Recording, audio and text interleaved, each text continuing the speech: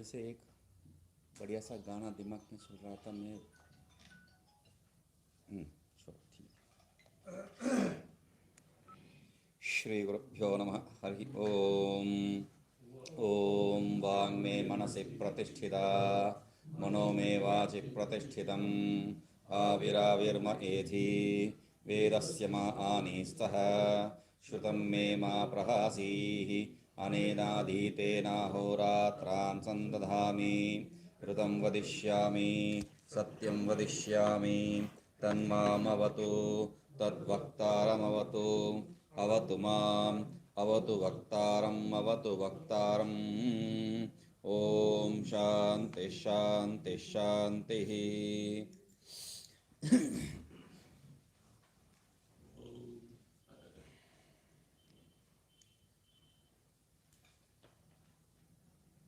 तो तत्र च आत्मपदम् इदम् अग्रे अव्याकृतमासीत् तच्च सदा आत्मैवासीदिति वाक्यं सिद्ध्यति। तत्र अव्याकृतशब्देन तम आसीत् तमसा मूढमग्रे मायां तु प्रकृतिमित्यादित्यादिषु जगद्बीज अवस्थायां तम आदि शब्द प्रयोगात् तमो रूपा माया उच्यते।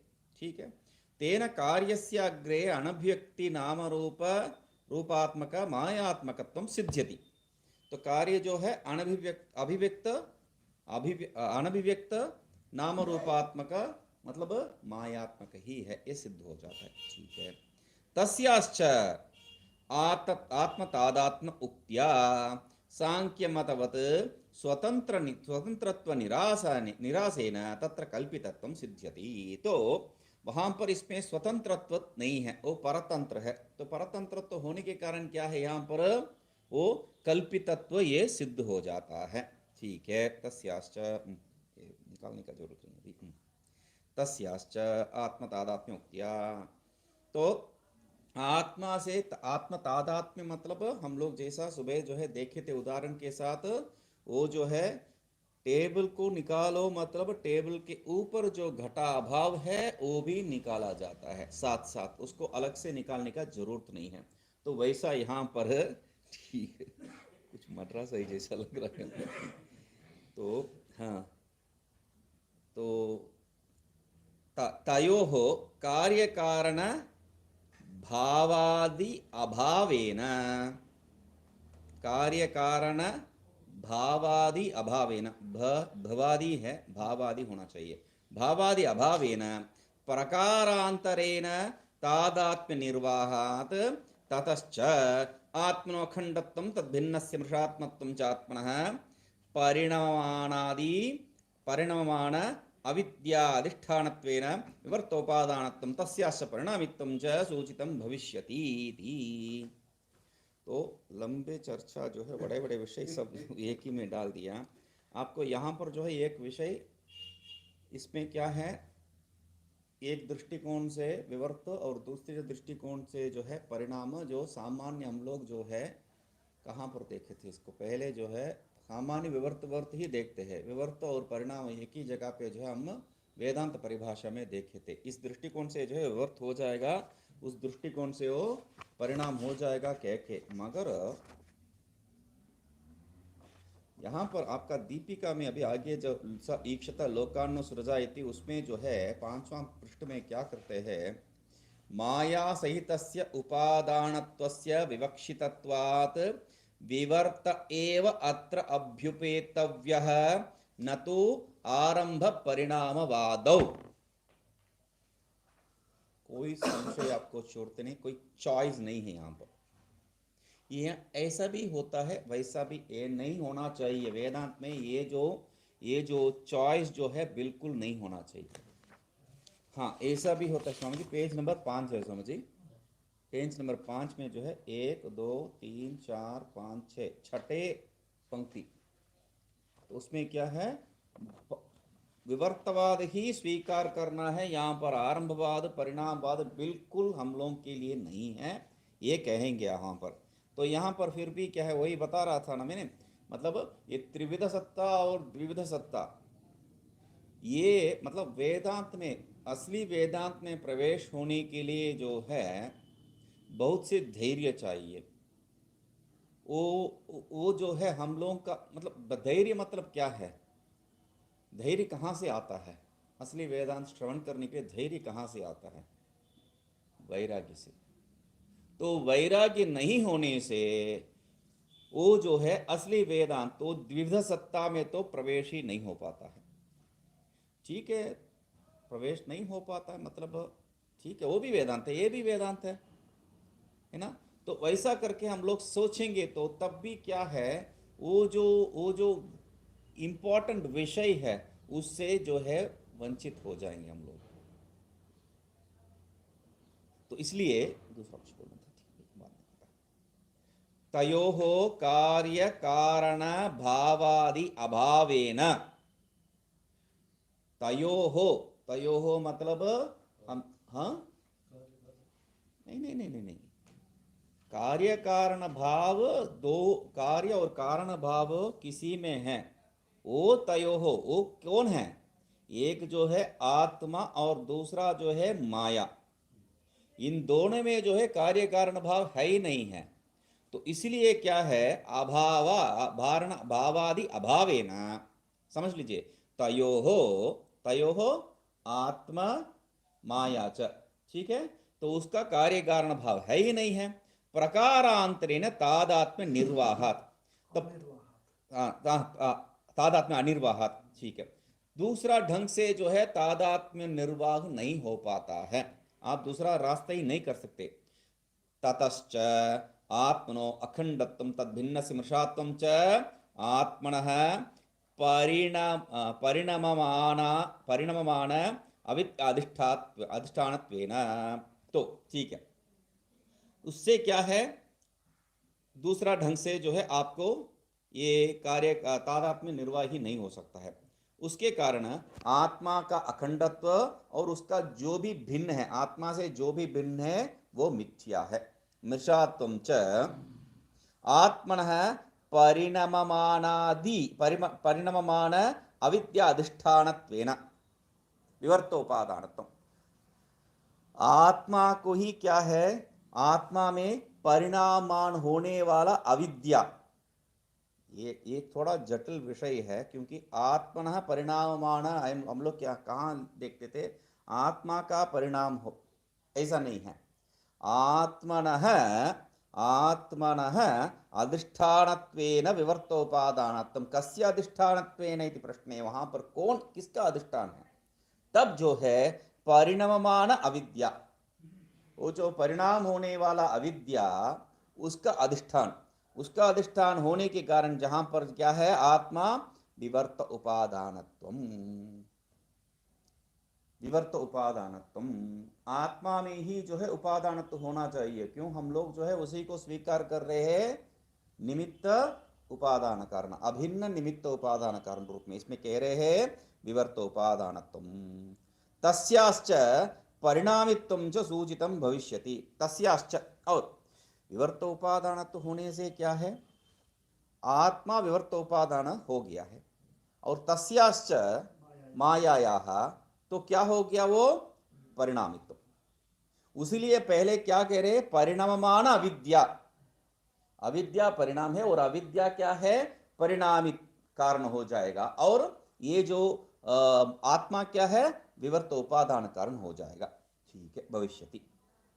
कार्यस्य च मृषात्वार्थम एव, आपने दीपिका का बीच में पढ़ के सुनाया स्वामी जी, एक ही बात है या एक ही बात नहीं है स्वामी जी, एक ही बात है, नहीं है, मतलब दृष्टिकोण से आपको जो है, तो जैसा यहाँ पर आपको स्पष्ट कह दिए है, क्या कह रहे हैं यहाँ पर प्रयोग तक किस तर्क का प्रयोग है, गूढ़ जिह्विका न्यायेन, आपको जो है समझाने के लिए कोई जो है प्रक्रिया उपयोग कर रहे हैं, एक तरह से मतलब दूसरा कोई भी वाद स्वीकार करना इन लोगों के लिए वो स्वीकार ही नहीं है। तो मगर परिणाम किसका हो रहा है, परिणाम किसका हो रहा है, आत्मा का नहीं है, माया का हो रहा है।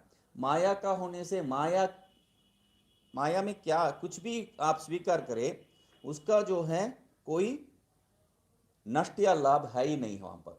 इसलिए ये जो परिणाम ये मतलब आपको जो सीधा सीधा वहां पर नहीं है बोलना चाहिए, आपको वो नहीं है बोलने का जो है हिम्मत नहीं है, तो क्या करते हैं, वहां हो सकता है, यहां है कि नहीं, नहीं वहां हो सकता है, तो वैसा जो है यहां पर वो वहां पर कुछ विवर्तक छोड़ के कुछ है क्या, नहीं है, ऐसा कहने का हिम्मत नहीं है।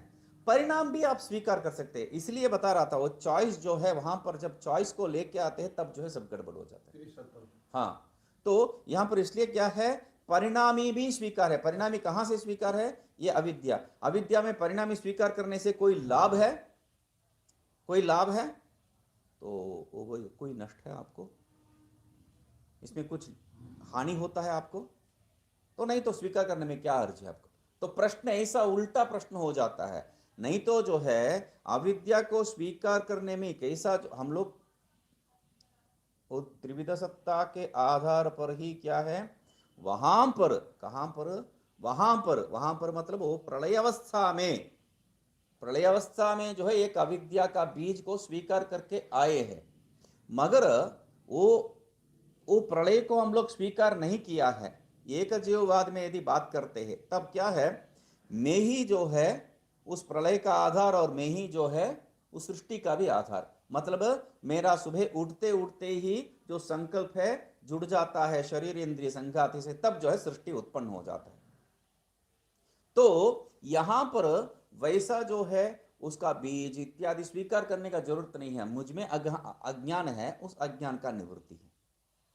तो यहां पर ये जो परिणाम, उसका परिणाम, इसका परिणाम, मतलब उसको स्वीकार नहीं कर रहे हैं, मृषात्व सिद्ध कर दिए, मृषात्व सिद्ध करने के बाद उसमें जो है, जैसा हम लोग का वहां पर एक प्रयोग होता है, वो जो जाड़ू है, जाड़ू को वो बांधने के लिए क्या करते हैं हम लोग, कुछ रस्सी न करते ना रस्सी के जगह पे क्या है, वो रेशमी वाला जो है कुछ डिजाइनर कपड़ा है, वो जो लड़की लोग जो है उनका वो बाल को बांधने के लिए रखते हैं, तो वैसा वाला जो है आप झाड़ू के ऊपर बांधने से कोई झाड़ू का महत्व बढ़ जाता है क्या,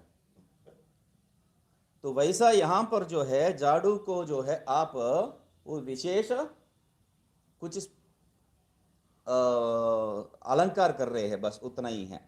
तो कल्पितत्वं परिणामित्वं सूचितं भवति, कार्यस्य च मृषार्थम एव मृषात्वार्थम एव अव्याकृतात्मत्वम उच्यते। कार्य क्या है, मृषा ही है, मृषा ही है, मिथ्या स्वरूप ही है, उसको कहने के लिए क्या कह रहे हैं, अव्याकृतत्वम उच्यते। अव्याकृत ये शब्द जो है वहां पर प्रयोग कर रहे हैं, अव्याकृतत्वम उच्यते। तस्याश्च अव्याकृतस्य आत्मतादात्म्येन मायात्वेन च मृषात्वात् इदानीं तु न अनभिव्यक्त नाम रूप बीजात्मत्वम् इति अग्र इति विशेषणम् अपि अर्थवत्। तस्य अव्याकृतस्य, वो किस प्रकार का अव्याकृत है, मृषार्थ ही है वो, ठीक है। तो अव्याकृतस्य आत्मतादात्म्येन, वो व्याकृत क्या है, मृषात, मृषा वो अव्याकृत किसके साथ तादात्म्य कर रहे हैं, आत्मा से, और वो आत्मा से मृषारूपी मिथ्यारूपी वो जो अव्याकृत को आत्मा से तादात्म्य कर रहे हैं, और वो क्या है, मायात्वेन च, वो माया भी है। तो इसलिए क्या है, मृषात्वात् मतलब जो कुछ कभी नहीं था उसको किसी से मिलाने से कुछ नया तो होने वाला नहीं है, मिलावट भी, मिलाने का जो प्रक्रिया भी, और अंतिम का जो फल भी, परिणाम भी, मृषात्वात् इदानीं तु न अनभिव्यक्त नाम रूप बीजात्मत्वम, अभी क्या है, अनभिव्यक्त, अभिव्यक्त नहीं हुआ है, इसको द्योतित करने के लिए क्या कह रहे हैं, अग्र इति विशेषण, अग्र ये जो है विशेषण वहां पर दे रहे हैं। तद अभिप्रेत्य एव भाष्य, इसको जो है मन में रख के ही भाष्य में क्या बता रहे, प्रागुत्पत्ते अनभिव्यक्त नाम रूप भेदात्म भूतम आत्म एक शब्द प्रत्यय गोचरम जगत इदानीं तु व्याकृत नाम रूप भेदवत्वात् अनेक शब्द प्रत्यय गोचरम आत्मैक शब्द प्रत्यय गोचरम चैति विशेषे इति इदानीन्तन अभिव्यक्त नाम रूप बीजात्मत्वम् एव अग्र शब्दस्य व्यावर्त्यम उक्तम। तद अभिप्रेत्येव, इसको जो है मन में रख के ही भाष्य में क्या बताया है, प्राग उत्पत्ते है, उत्पत्ति के पहले कैसा था, अनभिव्यक्त नाम रूप भेदम। ये जो है अभिव्यक्त नाम रूप नहीं है, अनभिव्यक्त नाम रूप स्वरूप में था, भेदात्म भूतम। अनभिव्यक्त नाम रूप स्वरूप में था मतलब क्या है, आत्मा एक शब्द प्रत्यय गोचरम, आत्मा इस शब्द से ही जाना जाता है, वहां पर आत्मा इस शब्द से ही जो है जाना जा रहा है, शब्द प्रत्यय गोचरम, इसका जो है हम लोग व्याख्या कर चुके हैं, शब्द और ज्ञान दोनों भी वहां पर आत्मा मात्र का जो हो रहा है। किसके बारे में बात कर रहे हैं आप, जगत। वो जगत क्या है, अनभिव्यक्त है, नाम रूप से अनभिव्यक्त है, और वो जगत भी क्या है, आत्मा शब्द से ही समझा जा रहा है। तो इदानीं तो, मगर अभी क्या है, जगत तब जो है अनभिव्यक्त आत्मा शब्द से ही समझ में आ जाता है। अभी व्याकृत नाम रूप भेदवत्वात्, अभी जो है उसका एक अभिव्यक्ति हो गया है, नाम रूपेण अभिव्यक्त हो गया है, इसलिए क्या है, अनेक शब्द प्रत्यय गोचरम। पहले जो है आत्म एक शब्द से ही जो है और आत्म एक ज्ञान से ही उसका भी ग्रहण हो गया है, मगर अभी क्या है, अनेक शब्द से, घटपटादि अनेक शब्द से वो ग्रहित हो रहा है। इति एक शब्द प्रत्यय गोचरम, ये किसके दृष्टिकोण से, विषयादि को मन में रख के जो है अनेक शब्द प्रत्यय गोचर होता है, मगर आत्मा को दिमाग में रखे तो तब भी आत्म शब्द से ही वो जाना जा रहा था, अब भी वो आत्म शब्द से ही जाना जा रहा है। इसलिए क्या कह रहे हैं, आत्म एक शब्द प्रत्यय गोचरम च इति विशेषः, ऐसा यही जो है वहां पर विशेष है, ठीक है। इति इदानीन्तन अभिव्यक्त नाम रूप बीजात्मत्वम एव अग्र शब्दस्य, अभी जो, अभी क्या है, इदानीन्तन, अभी जो अभिव्यक्त हो रखा है, इस नाम रूप को दृष्टिकोण में रख के, इस नाम रूप का बीज अवस्था को दृष्टिकोण में रख के अग्र शब्द वहां पर जो है भेद करने विषय ये विचार सब किस लिए है, पहले वो समझ में आ गया तो ये जो अंतिम शब्द समझ में आएगा। ये विचार किस लिए कर रहे हैं हम लोग, ये विचार इसलिए कर रहे हैं, वो जो अग्र ये विशेषण वहां ठीक है कि नहीं, वहां जो अग्र आसीत, तो अग्र आसीत मतलब तब ऐसा था, तब ऐसा था मतलब अब ऐसा नहीं है, तब ऐसा मतलब उस वो जो है दूसरा आत्मा है, अब ऐसा मतलब ये दूसरा आत्मा है, आत्मा भेद है क्या, तो ये सिद्ध करने के लिए आत्मा भेद नहीं है तो कैसा है तब, तो उसको समझाने के लिए क्या कह रहे, तब ये अनभिव्यक्त स्वरूप में था, अभी अभिव्यक्त स्वरूप में है, इसको भेद करने के लिए मात्र जो है अग्र शब्दस्य व्यावर्त्यम, व्यावर्त्यम मतलब विशेषणत्वम, क्यों, विशेषण क्या है, इतर व्यावर्त के लिए, तो उस दृष्टिकोण से व्यावर्त्यम सीधा कह दिया है, विशेषणत्वम नहीं कहा है वहां पर, ठीक है। न च साक्षात् इदानीमेव मायात्मत्वेन मृषात्वम उच्यतामिति वाच्यम, अरे अभी भी क्या है, माया ही है वो, तो वहां पर हम लोग चॉइस में बताए थे, जो उसको जो है अभी ले रहे हैं, उसका परिणाम उसका जो है अभी वो मृषा ही है ना, अंततो गत्वा हम मृषा ही तो बताए थे वहां पर भी क्या है, वो पहले जो है मृषा था, अभी क्या है उसके बाद क्या है, वो मृषा ही तद भिन्न से मृषात्वम च आत्मना इत्यादि जो है अंतिम तक जो है मृषा ही कह रहे थे हम लोग, कारण समय में मृषा था, वो कार्य हो रहा था, उसके पश्चात भी मृषा ही था, तो इस रूप में जब बताते हैं तब कह रहे हैं, सीधा बताओ, साक्षात छोड़ दीजिए, साक्षात इदानीम एव मायात्मत्वेन मृषात्म इति उच्यता। अभी क्या है, अभी भी, इदानीमेव, अभी भी माया, माया ही है ना वो, हाँ माया ही है वो, तब मृषा ही कह दो ना, तो अभी भी वो मृषा ही है। मतलब ये जो दिखाई दे रहा है वो है ही नहीं है, अनेक शब्द प्रत्यय गोचर इत्यादि का जरूरत ही नहीं है, वो सब मिथ्या है, अभी भी कह दो ना। इति न च वाच्यम, ऐसा मत कहो, क्यों, इदानीं प्रत्यक्षादि विरोधेन तथा बोधयितुम अशक्यत्वात्। कह तो सकते हैं मृषा है बोल के, मगर क्या है, मेरा प्रत्यक्ष अनुभव से विरोध हो रहा है। तो यही तो पहले बताए थे, ये जो प्रत्यक्ष विरोध है उसको मन में रख के हम लोग जो है गूढ़ जिह्वी का न्याय को लेके हम लोग उसको जो है समझाने का प्रयास कर रहे हैं, क्योंकि नहीं तो उसको जो विरोध आभास हो जाए, विरोध विरोध विरोध आभास नहीं, विरोध बुद्धि हो जाएगा। अरे क्या है, गुरुजी बोल रहे हैं ऐसा, मुझे दिखाई दे रहा है ऐसा, तो कैसा जो है हो सकता है। तो इसलिए क्या है, प्रत्यक्षादि विरोध है ना तथा बोधयितुम अशक्यत्वात्, ऐसा बोधन करना जो है अशक्यत्वाद बताया है। ये जहां पर गलत नहीं है, वो बोधन नहीं कर पाएंगे हम लोग उनको, इतना ही है। मतलब ये जो तुम जो बताए थे वाच्यम नच वाच्यम, ऐसा नहीं कहना है बोल के ही यहां पर पूर्व पक्षी को लेके आके बता रहे, ऐसा नहीं है ना, ऐसा उनको पूर्ण रूप से निराकरण नहीं कर रहे हैं, बाढ़ ऐसा उनको स्वीकार भी नहीं कर रहे हम लोग। इसको जो है नचा, क्योंकि हर एक जगह पे जो है ननु नचा, इसका जो है एक विशेष प्रयोग है।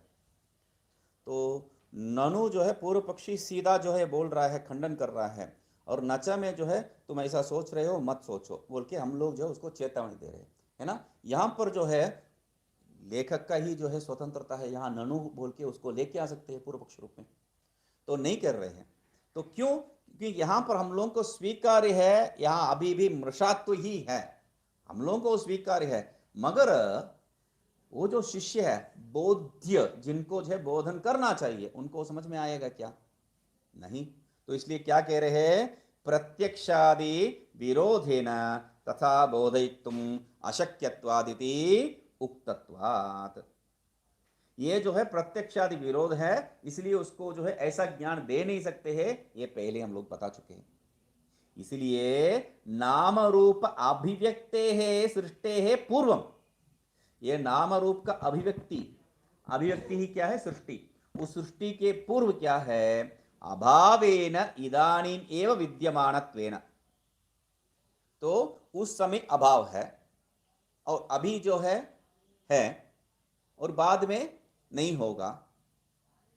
इसका तात्पर्य क्या है, बीच में अचानक आ टपकता है, ऐसा ही है।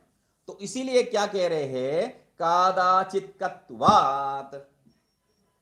हमारा सुषुप्ति में ये जगत का अनुभव नहीं हुआ है और जागृत अवस्था में अनुभव सा हो रहा है, फिर सुषुप्ति में गायब हो जाता है। मतलब बीच में ये जो अस्तित्व, इसको स्वीकार करो, या जो दोनों तरह से जो इसका अभावत्व, उसको स्वीकार करो, कौन प्रबल हो सकता है। कैसा देखेंगे आप इस सृष्टि को, कैसा देखेंगे, दो नींद के बीच में है या निद्रा को जो है जो जागृत के बीच में है।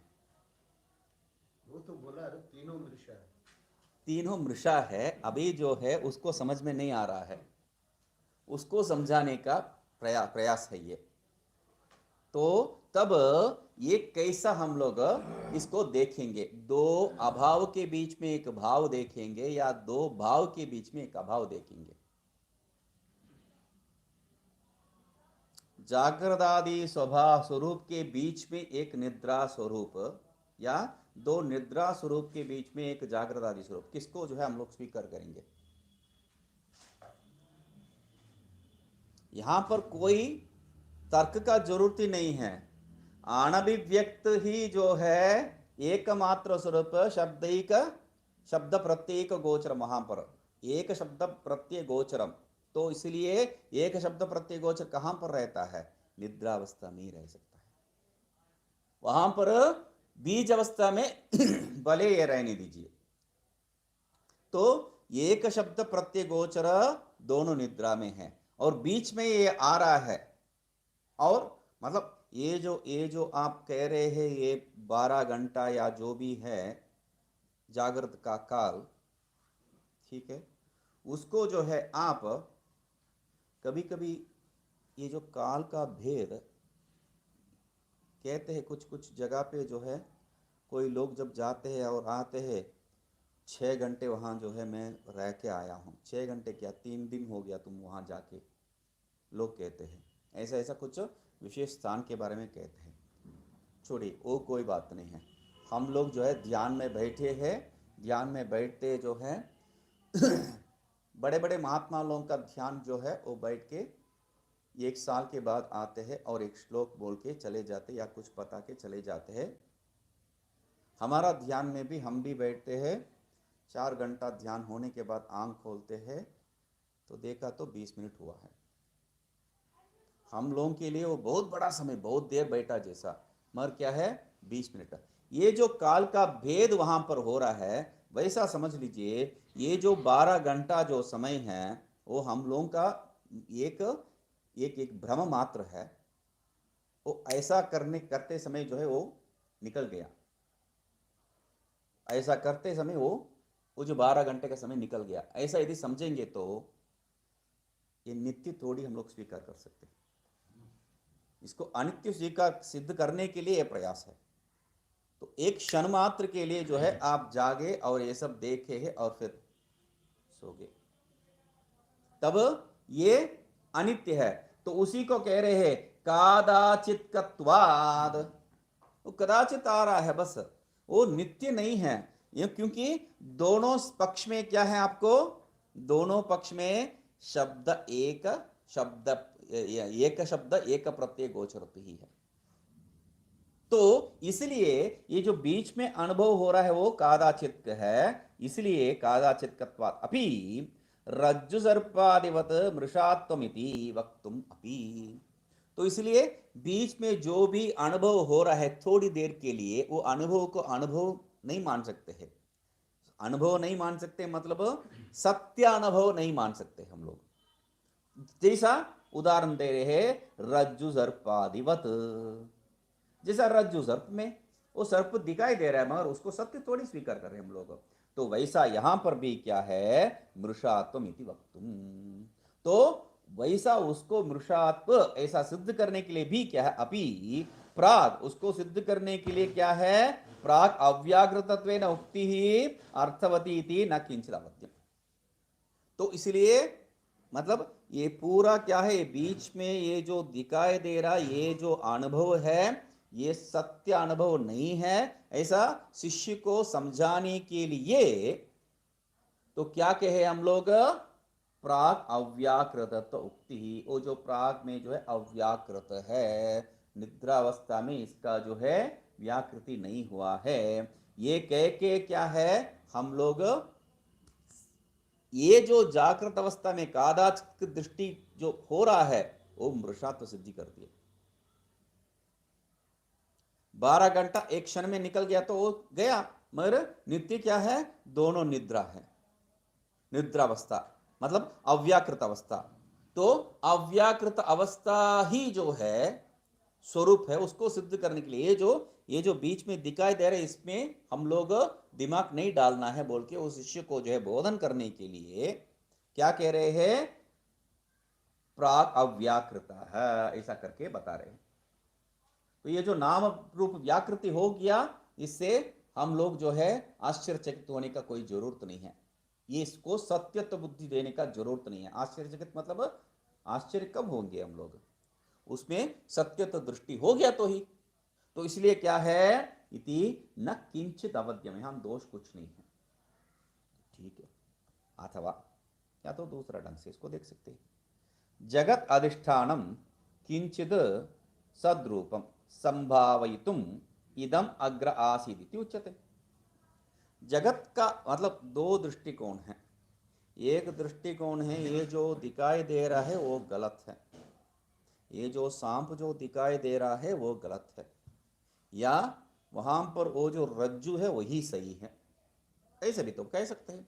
तो इसलिए कह रहे हैं जगत अधिष्ठानत्वम जगत अधिष्ठानम किंचित सद्रूपम संभावितम। ये जो जगत का अधिष्ठान क्या है, वो सद्रूप ही है।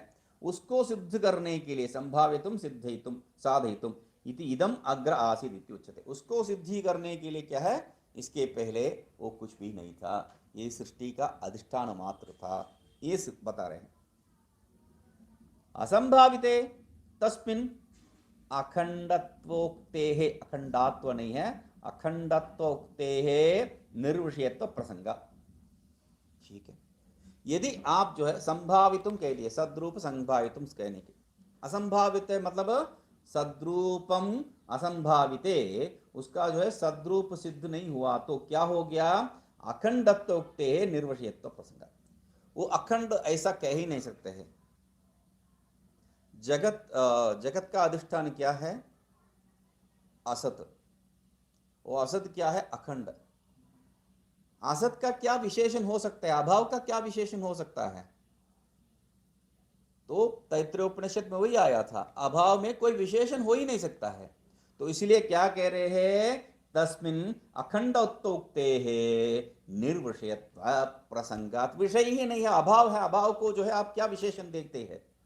तो इसलिए वहां पर एक तो सद्रूप संभावितम, किसको, अधिष्ठान को, अधिष्ठान को सद्रूप नहीं सिद्ध किया तो क्या होगा, अधिष्ठान असद्रूप हो जाएगा। असद्रूप होने से वो असद क्या है, असद अखंड है, ऐसा थोड़ी कह सकते हम लोग।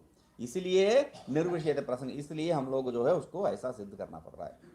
आनेन असतः सशविष, ये हमें समझ में नहीं है निर्विषेध क्या है, निर्विषेध कैसा है, तो ये समझ में नहीं आया, कोई बात नहीं, उसको भी बता देते हैं। अनेन, इसके द्वारा क्या है, असतः, असतः मतलब सशविषाणादेरिव सद्रूपेण उत्पत्ति असंभवात, असंभवात है वो, असंभवात नहीं है, असंभवात, असंभवात कार्यस्य प्राग अवस्था असदात्मिका काचित संभाविता। तो क्या कह रहे, अनेन, इससे क्या है, असतः, असत जो भी विषय है, शशविषाणादेर इव सद्रूपेण उत्पत्ति असंभव। असत का जो है शशविषाण, असत, असत यहां पर क्या है, शशविषाण, जिसे जैसा जैसा खरगोश का सींग, खरगोश का सींग कभी जो है सद्रूपेण किसी को प्रतिभास नहीं हो सकता है। तो इसीलिए क्या कह रहे हैं, सशविषाणादेव सद्रूपेण उत्पत्ति असंभव, वहां उत्पत्ति हो ही नहीं सकता है। तो इसलिए क्या है, कार्यस्य, ये जो कार्य रूप में अभी अनुभव हो रहा है, उसका प्राग अवस्था असदात्मिका काचित संभाविता, कार्य का जो पहले अवस्था क्या है, असद ही था। असद ही था मतलब अभी कुछ सत्य हो गया, कैसा सत्य हो सकता है, सत असंभावित कह दिए हम लोग। तो इसलिए सशविषाणादे सद्रूपेण उत्पत्ति असंभावना है। वैसा ही ये जो कार्य का भी जो है सद्रूपेण उत्पत्ति असंभावना है। तो ये दोनों कर दिए है असंभाविता। तस्याश्च अचेतनत्वे कार्य आकारेण स्वतः अप्रवृत्तेः अतिरिक्त चेतन अधिष्ठान अंगीकारे च गौरवात्। ठीक है, इसमें एक और जो है गड़बड़ है, क्या है, तस्याश्च अचेतनत्वे, और वो क्या है, सिर्फ सशविषाण आदि जो विषय है वो असत सिर्फ नहीं है, अचेतन भी है। अचेतनत्वे, अचेतनत्व होने के कारण स्वतो अप्रवृत्ते है, वो जो है अचेतनत्वे, अचेतनत्व होने के कारण, इस दृष्टिकोण से जो है उसको समझना चाहिए। अचेतनत्व भी है, अचेतनत्व होने से क्या है, स्वतः अप्रवृत्ते है।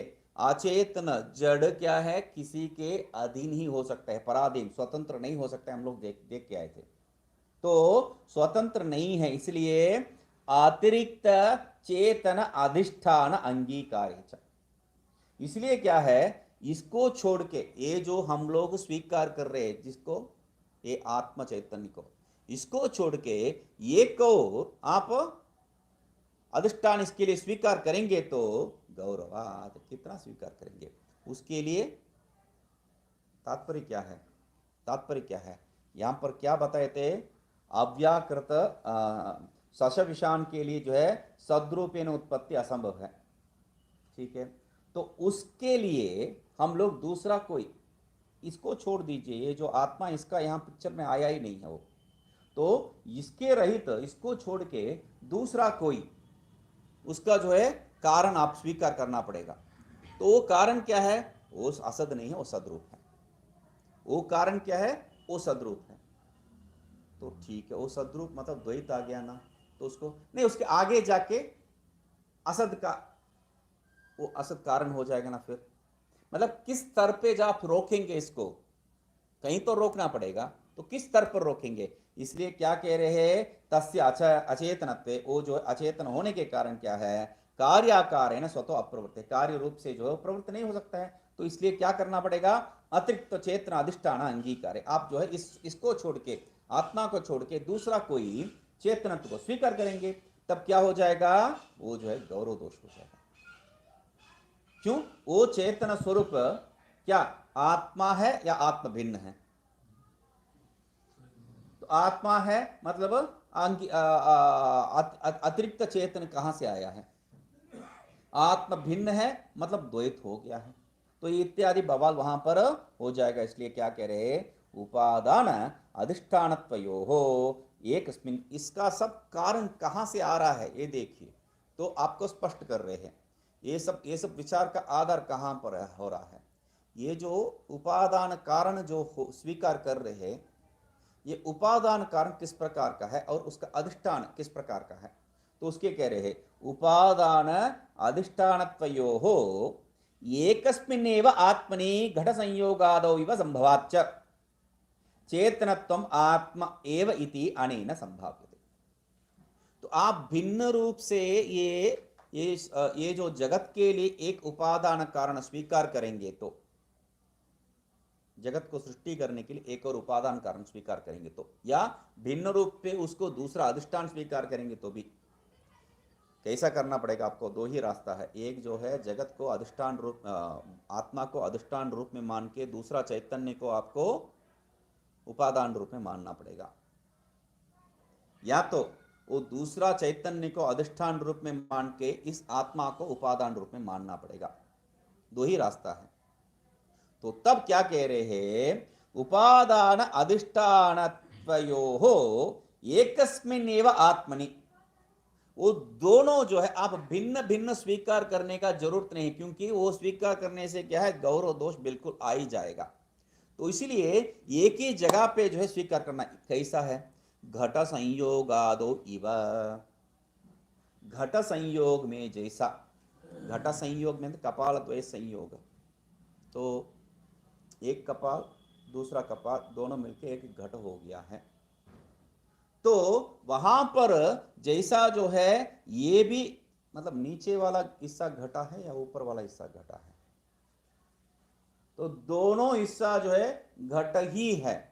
तो वैसा यहां पर भी घट संयोगादिव संभवाच, मतलब एक ही आत्मा क्या है उपादान और एक ही जो है अधिष्ठान हो सकता है, तब चेतनत्वम आत्मा एव इति, यहां पर दूसरा जो है उपादान के लिए या अधिष्ठान के लिए आप दूसरा चेतन को ढूंढने का जरूरत नहीं है, वो क्या है, आत्मा ही है। इति अनेन संभावित, इससे सिद्ध हो जाता है। चेतन तो आत्ममात्र है, इससे सिद्ध हो जाता है। एवं संभावित, ऐसा संभावित कह दिया है, इति अनेन संभावित, इससे सिद्ध हो गया है। ऐसा सिद्ध होने से क्या है, ही संभावित ही, ऐसा सिद्ध होने से ही अधिष्ठान अभिन्न उपादान कारण आत्मनि अखंड एक रसत्वम तस्य वक्तुम एक एव नान्यत् किंचन इति पदानि। इसको सिद्ध करने के लिए ही है, क्या है, अधिष्ठान से अभिन्न रूप में उपादान कारण। समझ रहे ना, अभी इतना विचार का संघर्ष हो गया, संग्रह हो गया। क्या है मतलब, आप उपादान कारण को भिन्न चेतन रूप से मानेंगे या अधिष्ठान को भिन्न चेतन रूप से मानेंगे तो गौरव दोष। गौरव दोष किस प्रकार का है? उसका जो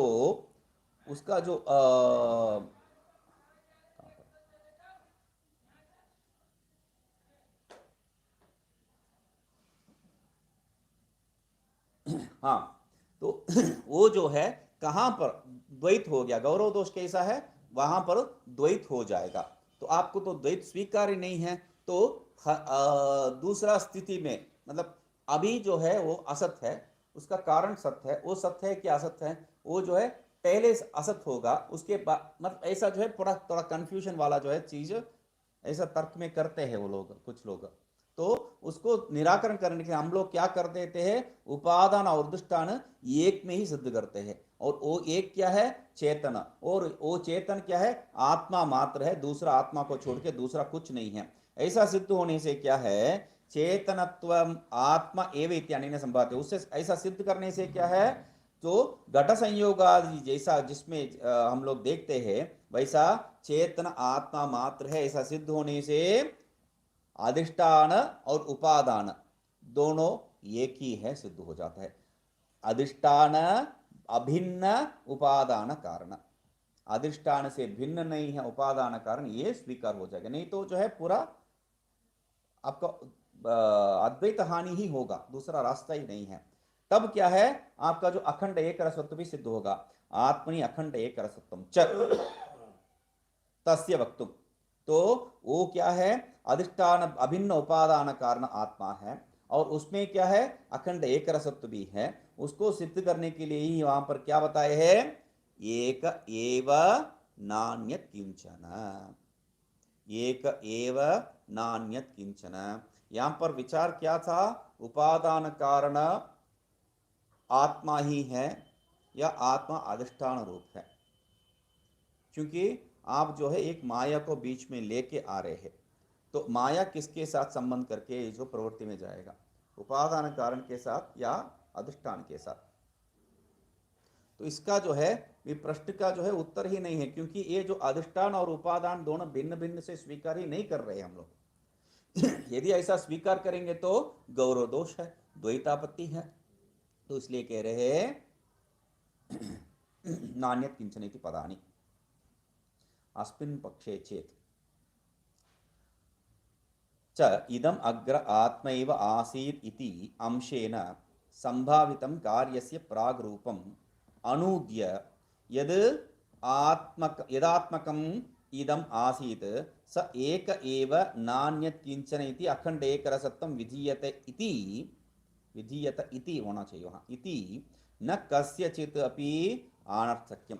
तो इस पक्ष में क्या है, ये विचार का जो है पूरा करके अभी कह इस पक्ष में इस ऐसा स्वीकार करने से क्या है, इदम अग्र आत्मा एव आसीत, ऐसा जो है अन्वय हो जाएगा।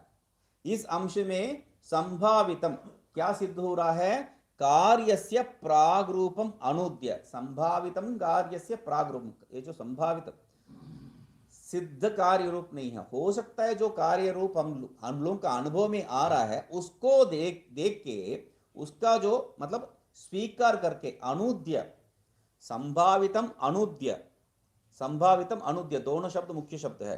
संभावित जो कार्य रूप जगत है जो हम लोग अनुभव कर दे कह रहे हैं, उसको स्वीकार करके यदात्मिकम इदम आसीत स एक एव, जिसका आद स्वरूप ये था, ये संभावित जो हम तुम बता रहे हो देख रहा हूं बोल के, ये जिस स्वरूप का था वो क्या है, एक ही है। उसको उसमें जो है दूसरा कोई कारण नहीं है या दूसरा कोई अधिष्ठान नहीं है, उसके लिए दूसरा कोई कारण नहीं है, दूसरा कोई अधिष्ठान नहीं है। इसको कहने के लिए नान्यत किंचन, तो उस नान्यत किंचन मतलब दूसरा कोई कारण भी नहीं है, उपादान कारण आदि कोई भी कारण नहीं, कोई अधिष्ठान भी नहीं है, तब क्या है, अखंड एक रसत्वम विधीयत, तो अखंड एक रसत्व अपने आप सिद्ध हो जाता है। दूसरा कोई स्वीकार करने से ही वो कैसा है, वो आत्मा है, वो आत्मा से भिन्न है इत्यादि प्रश्न उत्पन्न होता है, यहां पर वो नहीं है, इसलिए क्या है, अखंड एक रसत्व सिद्ध हो जाता है। इसलिए यहां पर कोई अनर्थ के दोष नहीं है। सब शब्द जो है अग्र आसीत ये शब्द का प्रयोजन है, क्योंकि भूतकाल में जो हुआ उसके साथ संबंध करके हम आप कैसे क्यों बात कर रहे हैं। अभी की मतलब जैसा प्रातः काल बता रहा था, मुझे कहाँ ये सब समस्या है, यहाँ पर। तो अभी क्या है उसके आधार पर बात कीजिए ना, पहले ऐसा था, पहले ऐसा था, पहले ऐसा था। तो ये बात करने का तरीका है। तो इसलिए कह रहे हैं नहीं, गुड़जिह्वी का न्याय से क्या है, उस समय में क्या था, उस समय के आधार पर ये उपादान कौन हो सकता है और ये अधिष्ठान कौन हो सकता है, इसको समझ लिया तो अभी इसका अस्तित्व स्वयं समझ में आ जाएगा। इसको सिद्ध करने के लिए जरूरत नहीं है। वो जो अधिष्ठान और उपादान दोनों वो आत्मा ही है। तो ये सिद्ध हो गया तो उस समय में अखंड एक रसत्व सिद्ध हो गया है। वो अखंड एक रसत्व सिद्ध होने से उसके बाद ये जो हो रखा है ये विवर्तत्व मात्र है, इसमें कोई जो है तथ्य नहीं है, ये सिद्ध हो जाएगा। हम लोग को अलग से जो है सिद्ध करने के लिए कोई प्रवृत्ति का जरूरत नहीं है। इसलिए कह रहे हैं अतएव, इसलिए क्या है, छांदोग्य उपनिषद में क्या बताए हैं, सदैव सौम्यदमग्र आसीत इत्यस्य सद्रूप कारण संभावनार्थत्वात् एव तत्सिद्ध्यर्थम तदह एक आहु इत्यादिना असत कारणवादो निरस्तः। तो इसलिए चांदोग्य उपनिषद में यहाँ पर आत्मा शब्द से प्रयोग किए हैं। आत्मा शब्द प्रयोग करने के कारण जो है आत्मा सत्य है या असत्य है, वो उससे भिन्न जो है सत्य कारण असत्य सत्य इत्यादि विचार आपको जो है जरूरत पड़ रहा है।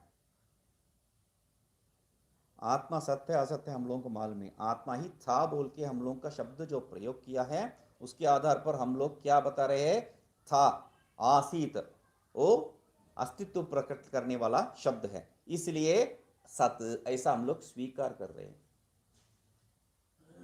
वो स्वीकार करने से मात्र जो है काफी नहीं है, आपको सिद्ध करना पड़ेगा। इसलिए तर्क के द्वारा आप लोग इसको सिद्ध किया है। क्यों?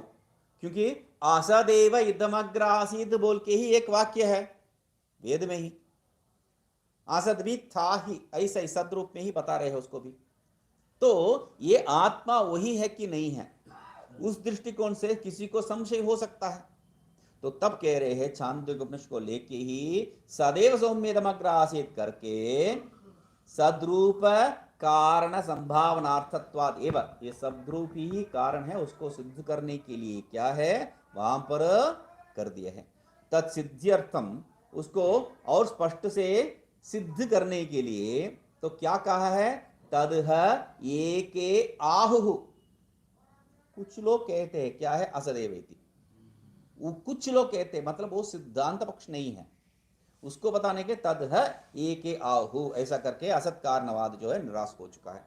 अन्यथा नहीं तो क्या है, असिद्धस्य सतः अद्वितीयत्व मात्र विवक्षायाम तस्य अप्रस्तुतत्व प्रसंगात। असिद्ध जो सत्य है उसको अद्वितीयत्व इतना ही कहना है, इसको अद्वितीय ही ऐसा कहना है, तब ये तद एक आहु, इसको जो है प्रारंभ करने का कोई जरूरत ही नहीं पड़ेगा। वो असत मानते हैं कि सत मानते हैं, हम लोगों को क्या जरूरत है, क्योंकि वहां पर संशयास्पद कुछ होना नहीं चाहिए। इसलिए क्या है,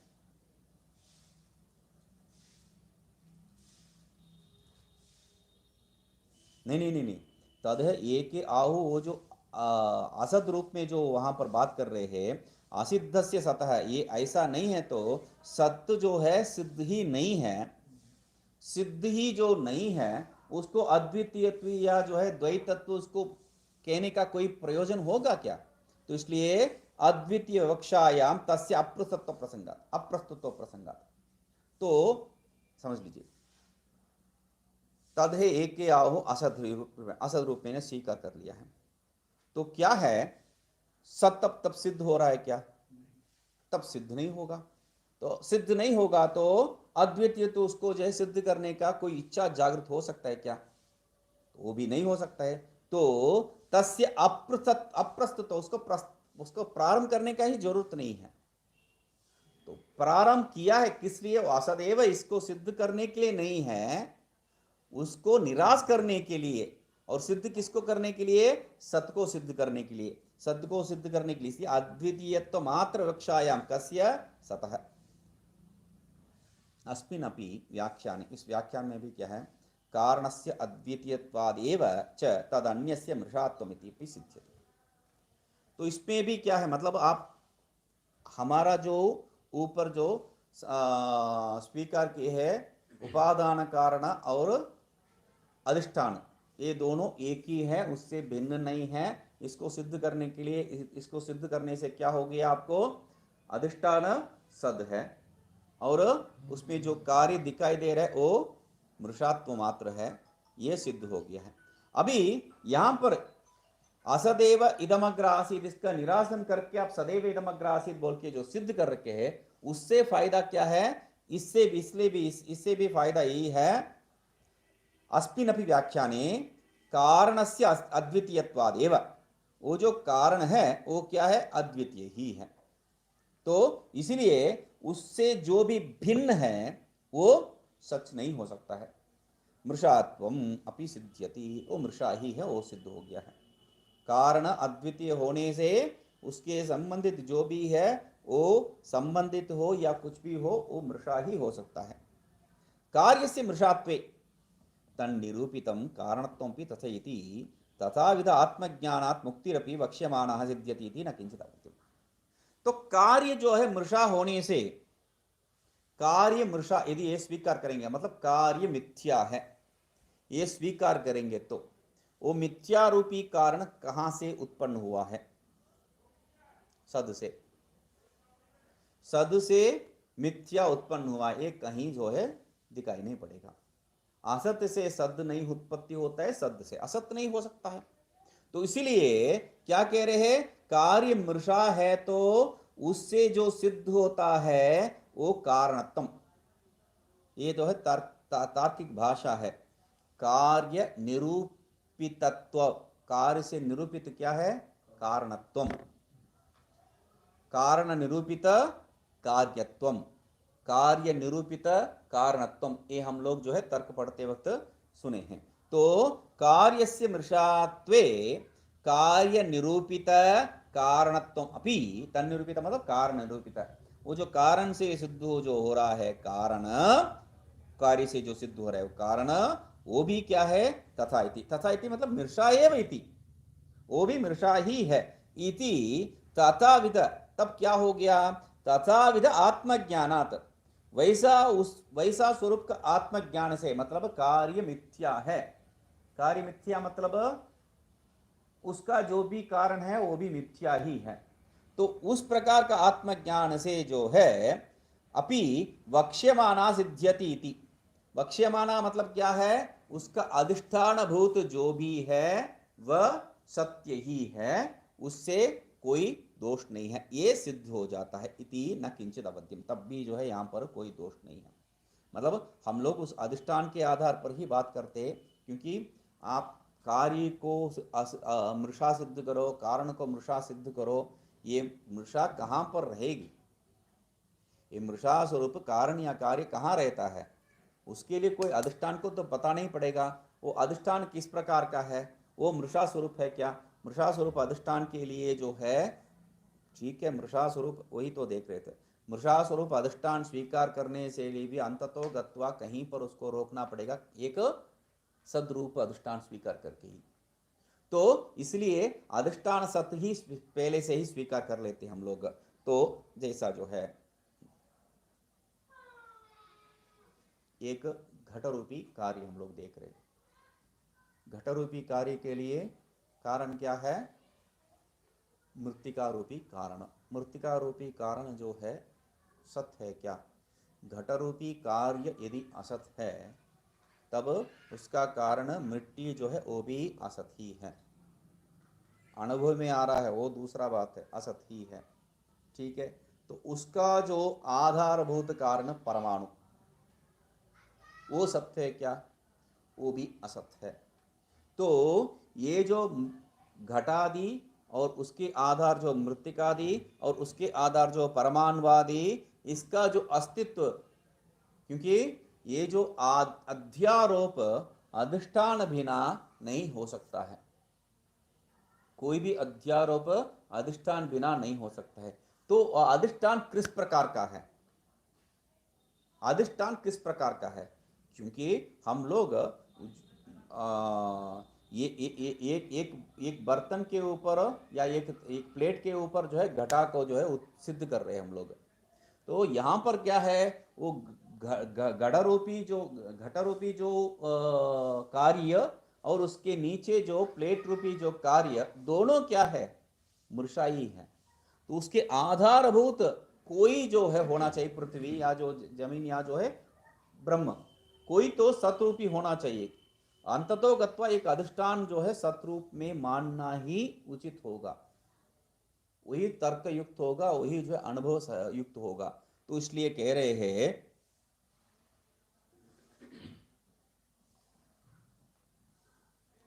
इति वक्ष्यमाना सिद्ध्यति इति न किंचित अवध्यम, यहाँ पर कोई दोष नहीं है।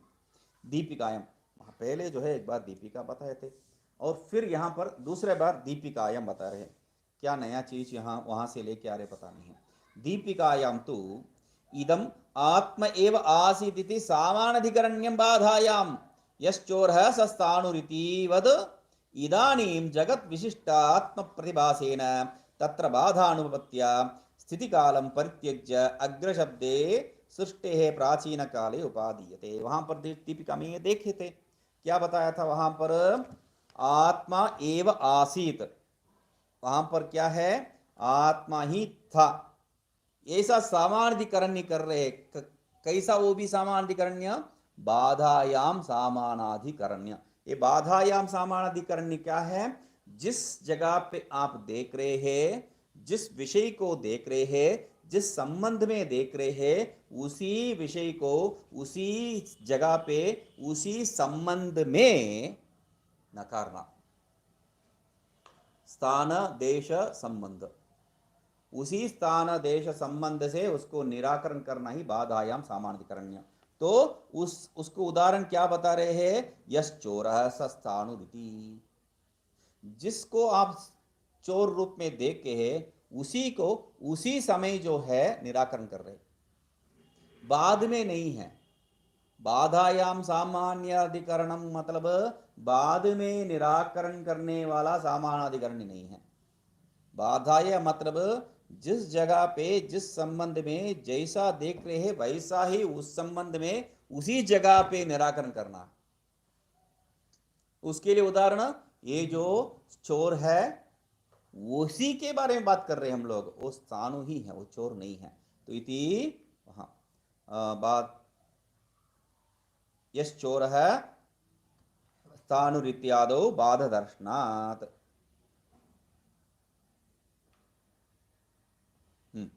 नहीं, आगे दो पंक्ति आगे नहीं चल गया मैंने। स्थानुरितिवद इदानीं जगत विशिष्ट आत्मा प्रतिभासेन, अभी क्या है, तो वैसा वो जो है वहां पर दृष्टांत है। अभी क्या है, जगत विशिष्ट आत्म प्रतिभासेन, अभी जगत के साथ आत्मा अनुभव में आ रहा है। तो तत्र बाधा अनुपत्या, यहाँ वो बाधा को, बाधा हम सामान्यकरण को लेके आओ, होती नहीं। कैसा इसको निकालोगे, निकाल के किसको सिद्ध करोगे? इसलिए स्थिति कालम परित्यज्य अग्रशब्देन सृष्टे प्राचीन कालोपाधि, मतलब वहां तो कोई है और उसको जो निकाल के दूसरा कुछ को सिद्ध कर सकते हैं, यहाँ निकाल के किसको सिद्ध करेंगे हम लोग? यहाँ पर बुद्धि में आरूढ़ नहीं होगा ऐसा सिद्ध करने से भी। जैसा जो है तार्किक लोग क्या मानते हैं, तार्किक लोग आकाश और काल को जो है नित्य मानते हैं। हम लोग वेदांती लोग आत्मन आकाश संभूता बोल के आकाश और तत्काल काल को भी जो है उत्पत्ति हुआ जैसा स्वीकार करते हैं। ये तार्किक लोग क्यों उसको जो है, इतना बुद्धि है, कुशलता है, फिर भी क्यों उसको जो है उत्पत्ति हुआ जैसा स्वीकार नहीं करते? बाकी सबको जो है स्वीकार कर लेते, इसको क्यों नहीं स्वीकार करते? क्योंकि बुद्धि आरोह नहीं होता है। एक समय पे जब आकाश ही नहीं था, ऐसा सोच सकते हैं क्या? समय पे समय भी नहीं था वहां पर, मतलब देश काल राहित्य एक स्थिति को हम लोग सोच नहीं सकते, हमारा बुद्धि का परे है वो। तो इसीलिए यहां पर भी क्या है, ये जो आप देख रहे हैं, इसको निराकरण करना है तो निराकरण किसके आधार से करेंगे? आत्मा के आधार। आत्मा तो मालूम नहीं है मुझे, तो किस आधार से करेंगे? किस समझ में नहीं आएगा इसको। तो इसलिए क्या है, इसको छोड़ो, अभी ये है उसको छोड़ो। पहले क्या था? आत्मा मात्र था, आत्मा मात्र था ना।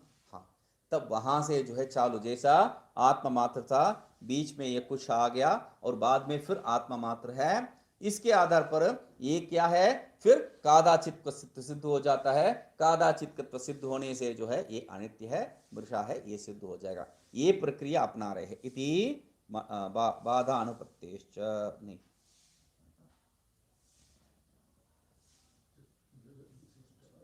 चोर इति